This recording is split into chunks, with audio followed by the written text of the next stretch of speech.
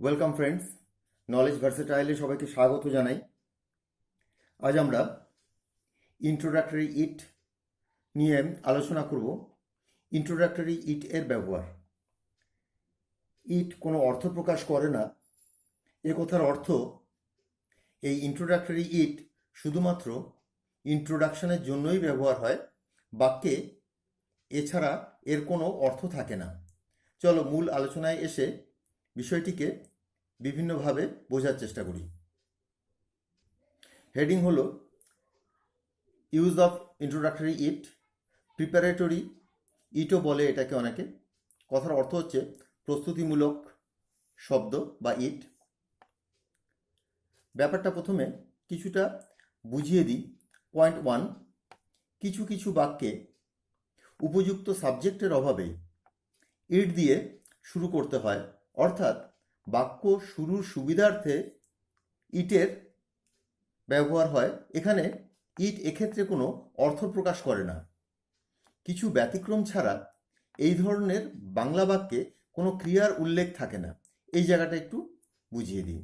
যেমন এখন সকাল, এই এখন আর সকাল এই দুটো শব্দের মধ্যে কোনো শব্দই ক্রিয়া নয়। তো এরকমই আজ সোমবার, আজ আর সোমবার এই দুটোর মধ্যেই কোনোটাই ক্রিয়া নয়। যদিও এরকম বাক্য ইন্ট্রোডাক্টরি ইট ছাড়া আরও অনেক ক্ষেত্রেও ব্যবহার হয়, তবুও এক্ষেত্রেও এই ধরনের বাক্যরই বেশি ব্যবহার হয়। ইটের পর মূলত ইজ, ওয়াজ, উইল বির ব্যবহার হয়। অর্থাৎ বর্তমান কাল নির্দেশ করলে ইটের পর ইজের ব্যবহার হয়, অতীতকাল নির্দেশ করলে ওয়াজের ব্যবহার হয়, ভবিষ্যৎকাল নির্দেশ করলে উইল বির ব্যবহার হয়। তো এভাবেই এর ব্যবহার হয়। এছাড়াও প্রতিটি টেন্সেই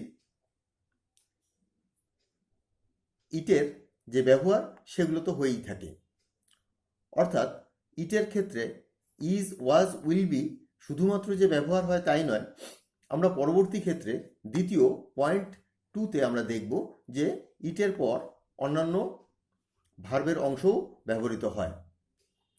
এই বি ভার্ব, এগুলোকে বি ভার্ব বলে। এই বি ভার্বের পর নট বসিয়ে নেগেটিভ করা হয় এবং বাক্যের শুরুতে বসিয়ে ইন্টারোগেটিভ করা হয়। অর্থাৎ ইজ, ওয়াজ, উইল বি এগুলোর পর নট বসিয়ে, যদিও উইল বি এটা সাহায্যকারী ভার্বের দুটো অংশ, যদি দুটো অংশ তিনটে অংশ থাকে তবে প্রথম যে সাহায্যকারী ভার্ব থাকে তারপরেই নট বসে। যেমন উইল হ্যাভ বিন, তো উইল নট হ্যাভ বিন হবে। এক্ষেত্রে যদিও সেটা নেই, তো ইজের পর নট, ওয়াজের পর নট, উইলের পর নট বসিয়ে নেগেটিভ করতে হবে। যদি ইন্টারোগেটিভ করতে হয় তবে ইজ, ওয়াজ, উইল এগুলো ইটের আগে বসবে, মানে বাক্যের শুরুতেই এগুলো বসবে। আমরা উদাহরণের মাধ্যমে বিষয়টা বোঝার চেষ্টা করি। এক্সাম্পল 1, এখন 9টা বাজে। তো এই ধরনের বাক্য শুরু করতে গেলে আমাদের কোনো একটা সাবজেক্টের প্রয়োজন পড়ে, তো সেক্ষেত্রে আমরা ইট ব্যবহার করছি। ইট ইজ 9 o'clock নাও। এখানে যে নাও কথাটা রয়েছে, এটা যদি নাও বলা হয় তবুও বোঝা যায় যে ইট ইজ 9 o'clock কথার অর্থই হচ্ছে এখন 9টা বাজে। আজ সোমবার, ইট ইজ মানডে টুডে। এই টুডে কথাটা না দিলেও চলে, ইট ইজ মানডে। এই যে ইজ দেখেই বোঝা যাচ্ছে যে আজ সোমবার। যদি বলতাম ইট ওয়াজ মানডে, সেদিন ছিল সোমবার, ইট উইল বি মানডে, সেদিন হবে সোমবার।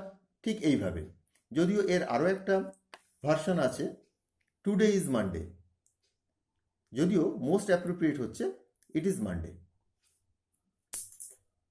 আমরা 3 নম্বর এক্সাম্পলে আসছি।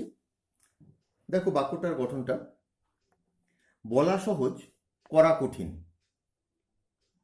ইট ইজ ইজি টু সে, বাটটাকে ব্র্যাকেটে রেখেছি কারণ এটার প্রয়োজন নেই বলার।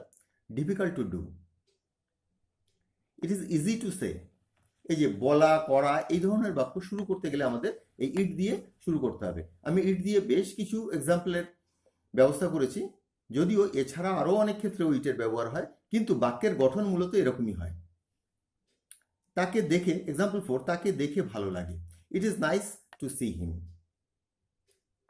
তোমার সাথে সাক্ষাৎ হয়ে ভালো লাগলো। It is nice to meet you, এই সেন্টেন্সটা আমরা প্রায়ই পেয়ে থাকি। It is nice to meet you, এখানে সেন্টেন্সটা একটু ভিন্ন। 5 নাম্বার, সেদিন কি খুব ঠান্ডা ছিল? এখানে দুটো ব্যাপার, একটা হচ্ছে ছিল আছে মানে পাস্ট টেন্স অতীত নির্দেশ করছে, তো ওয়াজের ব্যবহার করব। দ্বিতীয়ত এটা একটা প্রশ্ন, তো সেই জন্য ওয়াজটা ইটের আগে আমরা ব্যবহার করব। Was it very cold that day? সেদিনের জন্য দ্যাট ডে দিলাম, না দিলেও ওয়াজ ইট ভেরি কোল্ড, বা was it very cold day. Cold day বললেই বোঝা যেত যে সেই দিনের কথা এখানে বলা হচ্ছে। এক্সাম্পল 6, সেদিন রবিবার হবে না। এটা ফিউচার টেন্স এর এক্সাম্পল দেওয়ার জন্যই এই হবে না কথাটা আনা হয়েছে। সেদিন রবিবার হবে না, হয়তো কোনো ডেটের কথা বলা হচ্ছে যে সেই ডেটটা সেদিন রবিবার হবে না। It will not be Sunday, তো এর পাশে দ্যাট ডে না দিলেও হতো, কিন্তু দিয়ে দেওয়া যায়, কোনো অসুবিধা নেই। It will not be Sunday that day. তো আমরা বিভিন্ন এক্সাম্পল দেখছি, বিভিন্ন সেন্টেন্স প্যাটার্ন দেখছি। এবার তার পরেরটা হচ্ছে 6 নম্বর হয়ে গেল, তাকে সাহায্য করা কি তোমার কর্তব্য নয়? ইজন্ট, আমরা জানি যে ইজ নট এর শর্ট ফর্ম হচ্ছে isn't. Isn't it your duty, এটা কি তোমার কর্তব্য নয়? ইজন্ট ইট ইয়োর ডিউটি বা is it not your duty, এখানে নটটাকে ভাগ করে বসানো হলো, বা একসাথে বসালে হবে isn't it your duty to help him. তো বুঝতে পারলাম যে কিভাবে এটা ইন্টারোগেটিভ এবং নেগেটিভ একসাথে হলো। ইজন্টটাকে আগে বসিয়ে আমরা এখানে ইজটাকে আগে বসানো, তো এটা ইন্টারোগেটিভ হলো, এবং নট থাকাতে এটা নেগেটিভও হলো। এক্সাম্পল 8, সবাইকে জানানো কি জরুরি? Is it important to inform everyone? এটাও একটা ইন্টারোগেটিভ সেন্টেন্স, তো ইজটা বাক্যের শুরুতেই বসলো। আমরা দেখলাম যে ইট দিয়ে কিভাবে বাক্য শুরু করতে হয়, বা কোন কোন ধরনের বাক্যগুলো ইট দিয়ে শুরু হয়। এক্সাম্পল 9, সবাইকে শেখানো কঠিন কেন?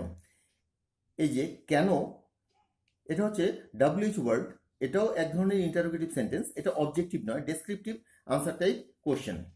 Why is it difficult to teach everyone? তো এখানে হোয়াই এর ব্যবহার হলো, তারপর সেই ইজ এর ব্যবহার আসলো। কিন্তু আমাদের যেটা দরকার সেটা হচ্ছে ইন্ট্রোডাক্টরি ইটের ব্যবহারটা এখানে কিভাবে হলো। আজ কি বার? What day is it? পরে যদি টুডে দেওয়া হতো কোনো অসুবিধা হতো না। What day is it today? না দিলেও বোঝা যায় যে হোয়াট ডে ইজ ইট, কারণ ইজ এর ব্যবহার রয়েছে। তখন কটা বেজেছিল? হোয়াট টাইম ওয়াজ ইট? ওয়াজ ইট দেন? যদি দেন নাও দেওয়া হতো তখন তবুও বোঝা যেত যে তখন কটা বেজেছিল। তাকে বোঝা কষ্টকর নয়। It is not difficult to understand হিম। তো আমরা বিভিন্ন রকম বাক্যের মাধ্যমে দেখলাম যে কিভাবে ইন্ট্রোডাক্টরি ইট এর ব্যবহার হয়। এই ধরনের বাক্যগুলো, যথেষ্ট বাক্যের উদাহরণ দেওয়া হলো 12টা, তো এই ধরনের বাক্যগুলোতে আমরা ইন্ট্রোডাক্টরি ইটের ব্যবহার করব। এছাড়া ইন্ট্রোডাক্টরি ইট এই বৃষ্টি পড়া নির্দেশ করতে ব্যবহার হয়। তো এই বিভিন্ন টেন্সে বিভিন্নভাবে আমরা এই বৃষ্টি পড়ার যে ক্ষেত্রে যে ইটের ব্যবহার হয় সেটা এবার আলোচনা করব। পয়েন্ট 2, বৃষ্টি পড়া নির্দেশ করতে ইট দিয়ে বাক্য শুরু করতে হয়। রেইন শব্দের মাধ্যমে বৃষ্টি এবং পড়া দুটোই নির্দেশ করে। অর্থাৎ রেইন কথার অর্থ যেমন বৃষ্টি, আর বৃষ্টি পড়া সেটার অর্থও এই রেইন। একটা নাউন, অপরটি ভার্ব। অর্থাৎ রেইন শুধু বলতে যদি শুধু বৃষ্টি বোঝাই তবে হবে নাউন, আর রেইন মানে যদি বৃষ্টি পড়া বোঝায় তবে হবে সেটা ভার্ব। অর্থাৎ বৃষ্টি পড়া, রেইন হচ্ছে বৃষ্টি পড়া। তা যেহেতু এটা নিজেই একটা ভার্ব, তো সেই জন্য এক্ষেত্রে ইজ, ওয়াজ, উইল বি এগুলো কিচ্ছু থাকবে না। প্রয়োজনে সেগুলো সাহায্যকারী ভার্ব বা অক্সিলারি ভার্ব হিসাবে আসতে পারে বিভিন্ন টেন্স অনুসারে। এখানে অন্যান্য বাক্য গঠনের সময় যেমন ক্রিয়ার উল্লেখ থাকে যার মাধ্যমে কোনো কিছু করা বোঝায়, ঠিক সেরকম বাক্য গঠন এখানে হবে। এক্সাম্পল 1, বৃষ্টি পড়ে। It rains. বৃষ্টিটাকে থার্ড পারসন সিঙ্গুলার নাম্বার হিসাবে ধরে রেইনের শেষে এস এর যোগ হলো, ইট রেইনস। বৃষ্টি পড়ে না, তো it doesn't rain, it does not বা ইট ডাজন্ট রেইন। তো থার্ড পার্সন সিঙ্গুলার নাম্বার থাকলে তখন ডাজ নটের ব্যবহার হয় এবং রেইনের শেষ থেকে এসটাকে উঠিয়ে দেওয়া হয় প্রেজেন্ট ইনডেফিনিটের বা সিম্পল প্রেজেন্টের নিয়ম অনুসারে। বৃষ্টি কি পড়ে, ডাজ ইট রেইন, ঠিক একই রকমভাবে থার্ড পার্সন সিঙ্গুলার নাম্বারের জন্য ডাজটা বাক্যের শুরুতে আসলো প্রশ্নবোধক বাক্য তৈরি করতে, তারপর ইট হলো, তারপর রেইন। এক্সাম্পল 4, বৃষ্টি কি পড়ে না, ডাজন্ট ইট রেইন বা ডাজ ইট নট রেইন। এবার গতকাল বৃষ্টি পড়েছিল, it rained yesterday, it rained yesterday. এখানে রেইনটাই পাস্ট ফর্মে চলে গেল, যেহেতু এটাই মূল ভার্ব। সেদিন বৃষ্টি পড়েনি, it did not rain that day. এটা হচ্ছে নেগেটিভ, সেজন্য ডিড নটের ব্যবহার হলো, আর রেইনটা আবার প্রেজেন্টে চলে আসলো। এক্সাম্পল 7, সেদিন কি বৃষ্টি পড়েনি। এবার এটা ইন্টারোগেটিভ এবং নেগেটিভ দুটোই। Didn't it rain that day.